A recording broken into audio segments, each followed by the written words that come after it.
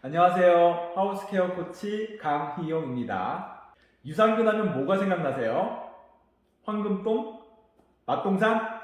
제가 이 보호자분들에게 아이들에게 유산균 꼭 먹여보세요 라고 이렇게 말을 하면 우리 아이 변 상태는 좋아요 라고 많은 분들이 대답을 하는데요. 저희 아이들을 비롯해서 이 아토피나 이 다양한 건강에 문제가 있는 이 많은 반려견들을 한 20년 정도 이렇게 케어를 해오면서 이 임상적으로 이 유산균의 효과에 대해서 확신을 갖고 있었는데요. 유산균에 관련된 이 관찰과 연구도 꾸준히 해왔고요. 여러분들도 잘 아시는 이 생로병사의 비밀이라는 이 프로그램에서 이 유산균과 장누수 증후군이라는 내용의 영상을 보면서 그동안 아토피나 이저질환의 근원 중 대부분의 아이들의 이 내장 기능의 문제로 이 각종 질환이 유발한다는 저의 확신을 더욱 명확하게 증명해줬습니다.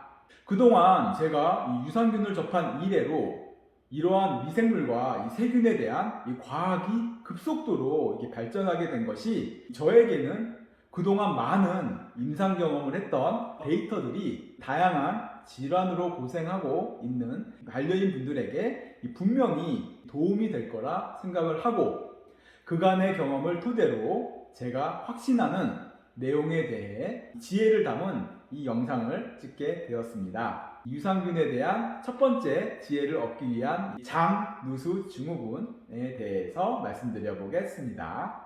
이 장 안쪽 벽의 이 장내 세포에는 아주 미세한 육모들이 있습니다.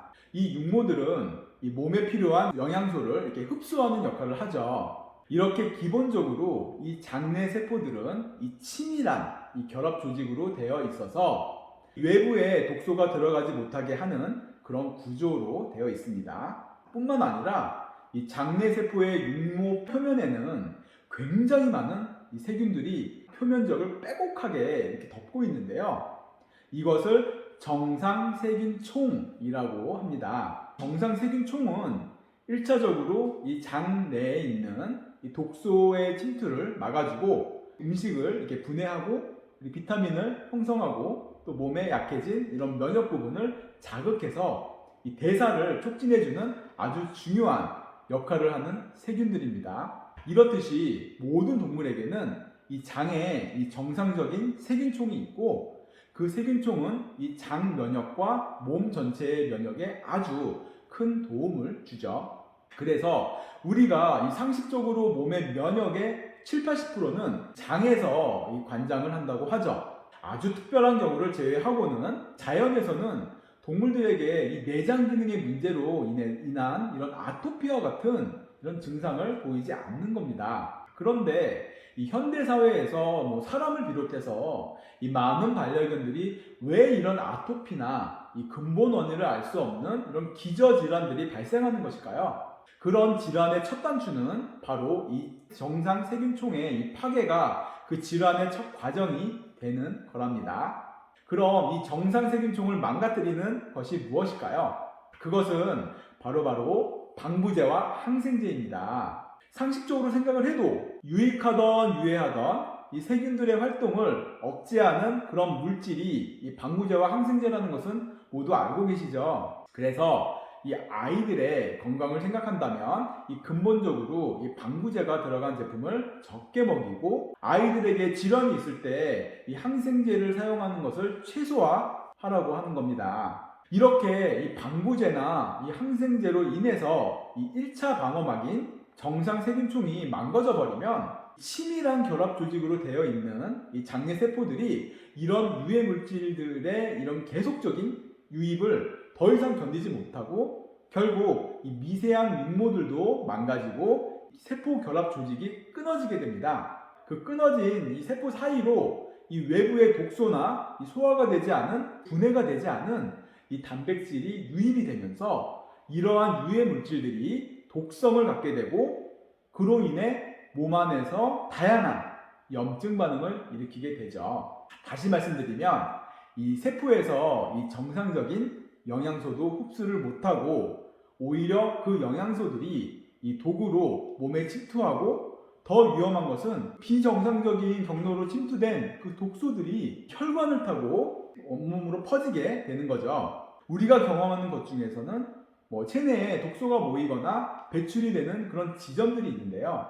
예를 들면 이 강아지들 피부병 걸렸을 때 보신 적 있으실 거예요. 겨드랑이나 사타구니 아니면 항문 이런 주변 아니면 발가락 사이 등등 그곳 위주로 피부병이 발생하는 거예요. 근데 참 우리는 어리석게도 그 피부병이 있는 부위만 집중적으로 치료를 하죠. 바로 밑 빠진 독에 물 붓기 이런 식의 행동을 한다는 겁니다. 비단 이 피부병만의 문제가 아니에요. 이런 독소들이 이 혈관을 타고 특정 부위를 계속 공략하면서 심지어 뇌까지 영향을 주게 되면서 이 몸의 스트레스를 더욱 증폭시켜서 암이나 쿠싱, 유류증 아니면 신장, 이 폐기능 등 이 체내의 모든 면역 기능에 문제를 일으키죠.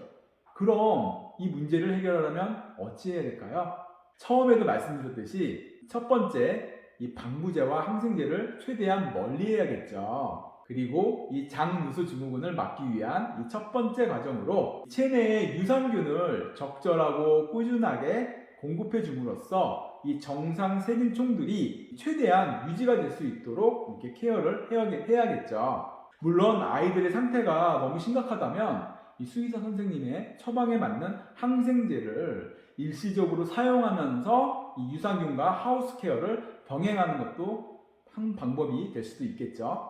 제가 이렇게 영상을 올리는 것은 병원 치료도 매우 중요하지만 무조건 병원에서 약 먹고 주사 맞으면서 이 치료가 완벽하게 되겠지라는 의존적인 생각을 좀 버리시고 보호자분들의 의지와 지혜도 이렇게 함께 있어야 이 근본적인 케어가 가능하다는 것을 말씀드리고 있는 겁니다. 모든 몸은 원래대로 돌아가려고 하는 형질, 이것을 자연치유 능력이라고 하는데요. 이러한 상식이 있다는 것을 이해하고 이 보호자분들의 지혜로 이 아이들의 건강을 원래대로 이렇게 돌려놓을 수 있도록 해보시고 이미 복구하기가 힘들 정도로 좀 진행이 되었다면 무조건 괴로워만 하지 마시고 그 상황에 맞게 이 최선으로 장을 보호할 수 있는 이 지혜를 마련하시면 되겠습니다. 저는 이 보호자분들과 이 피부 관련 상담을 하면서 이 장 환경이 아주 중요하다고 무척 강조합니다. 그래서 이 유산균 중 이 프로바이오틱스라는 유익균은 물론 프리바이오틱스라는 이 섬유질과 같은 유산균의 먹이를 공급해 줌으로써 이 유익균과 유해균이 적절히 균형을 이루면서 이 평온한 이 장 환경을 유지할 수 있도록 이 보호자분들이 이 아이들에게 꾸준하게 이 유산균을 급여하는 이 정도의 노력은 필요하지 않을까라는 생각을 합니다.